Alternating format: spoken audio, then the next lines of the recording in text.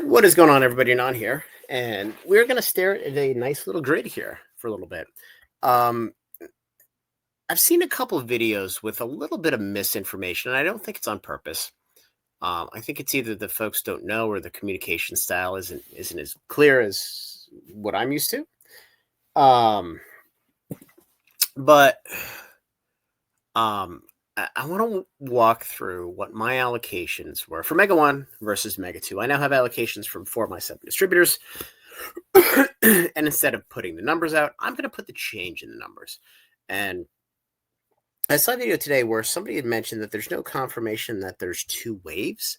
I don't know where that came from, because every distributor has stated from day one that there's going to be 2 waves of Mega 1 and Mega 2.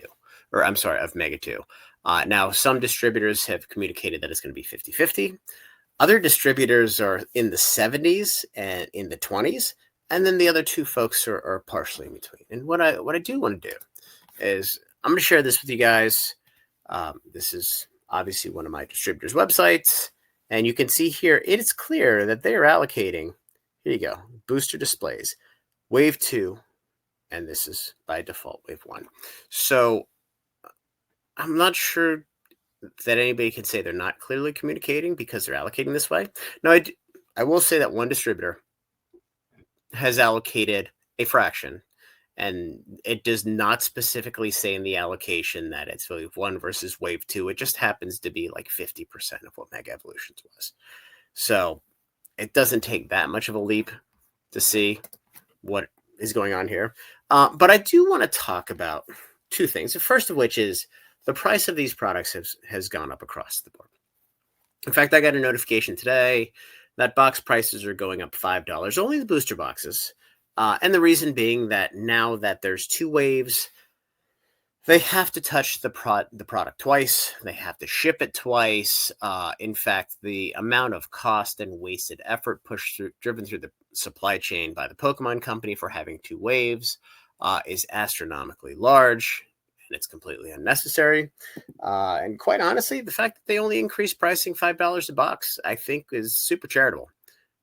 They could have increased pricing 3 times that, and would have been fine. Now, I'm sure it's going to be like the price of gasoline, that once allocations or once the waves are gone and we're getting 1 wave at a time, I guarantee the price of the boxes is not going to go down. So we're kind of stuck here. But just so everybody knows, unless you have negotiated pricing for volume with most of these distributors, and I mean, look, most stores of magnitude do, the price on these booster boxes is over $100 now, or damn close to $100. 3 months ago, when you were talking, well, I should say more than when you were talking Surging Sparks and even Destined, or I should say Journey, a lot of the box prices were $90, $92, $95 on the high end. So the cost of box prices is, I mean, you're up 15%. So, I know people have asked that, but the price has gone up pretty substantially. So Mega 2 versus Mega 1. So let's talk booster boxes. Distro number 1, I'm getting 1 box extra. Now, the allocation between wave 1 and wave 2 is very similar, again, to what Mega 1 is, but it remains to be seen. So in Mega 1, the booster bundles, to a smaller extent, but to a greater extent, the ETBs didn't come until late. So a lot of the SKUs shipped, and then the ETB shipped later. For wave 1, wave 2, we don't have any indication on yet. It's the 7th of October. I would imagine if they had shipping notifications, we would know by now. So I'm guessing end of next week for them to get product at the earliest, which is going to push us into the 3rd week of October for wave 2. Again, I'm just reading the tea leaves here. I know what my reps don't know, but I don't know anything on the Pokemon company side. And generally I have a good idea or direct information. In this instance, I don't, because quite honestly, I don't care. It's going to come when it comes. and then we'll ship it out when we ship it out. But distro 2 and distro 3, exactly the same allocation. Distro 4, 4 more boxes, which is awesome. Moving to ETBs. Seems like the quantity of ETBs is up again. And by the way, I have spoken to all my reps about what the purchase orders numbers are, and it's almost identical to Mega 1. It's actually a little bit less than Mega 1, but I wouldn't say by 5% or 10%. It's like a handful smaller. So it's basically the same thing. So ETBs, distro 1, I got 2 cases more. Distro 2, 8 boxes or 8 ETBs more. Distro 3 was the same across the board. And they just copy pasted and say, here you go. Congratulations. Distro 4, 9 more. And then booster bundles, distro 1, 4 more. Everybody else was the same. Build and battle boxes, it's the same. Now, I think what's interesting with build and battle boxes, for those of you with distro access or those of you who don't, if you've noticed, there have been a lot of Destined Rivals build and battle box displays that have come onto the market, and they've gone through distro, which is really, really head scratching. Because I don't know why. It's a very, very inefficient way of getting product out there. And I mean, for pre-release, I think we got 4 or 5.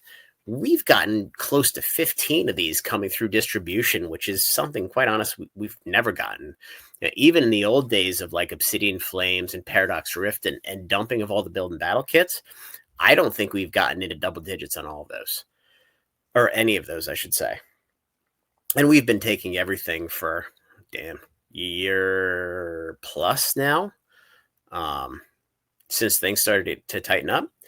So it's really interesting that those are coming out. But build and battle boxes are the same. Sleeve cases are now. It does look like the Journey Together sleeve boxes that came up to Pokemon Center the other day. They've also gone through distribution. We've gotten somewhere in the teens of those cases. Some of the pricing's decent, some of the pricing's not so good, but packs are packs. But my understanding is they all came from either MJ Holdings or Excel. They weren't selling in big box stores, so the big box stores just did not take them. Which, as we get into Q1 and things start to unfold, and all of the folks who don't have all the access that first of all, not everybody has the same level of contacts and access, and I'm not even talking distributors. But as things start to unfold in Q1, we'll see what happens. But looking at what happened with the Journey Together sleeve boosters, and all of a sudden they get rejected by big box, they come back through distribution. It's going to become far more prevalent, I think, at that point in time. But we'll see. Look, I don't care if they reprint. I don't care if they don't reprint. I have distribution access. So I'm okay either way. What the current market really has an impact on are people being able to gain access to packs at a reasonable price. And in the event of a reprint, all the product gets repriced. And then there's another stream of folks that come into the market.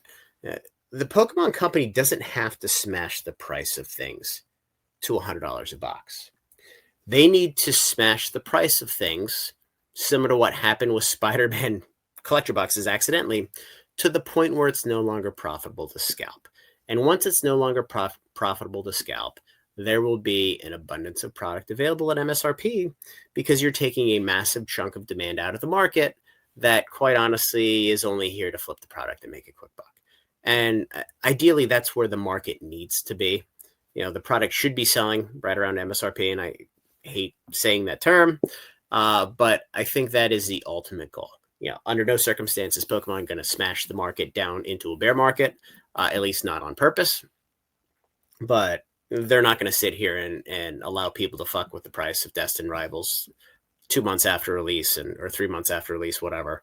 And watch the prices go to $500 a booster box. It's that damages the brand. Now you're in the fuck around and find out territory. So, and then check lane blisters.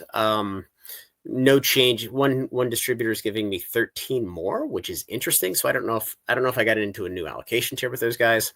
Bundles, I'm unsure with distro number 4 if they've allocated 60% or 50%. So it's I'm not quite sure yet.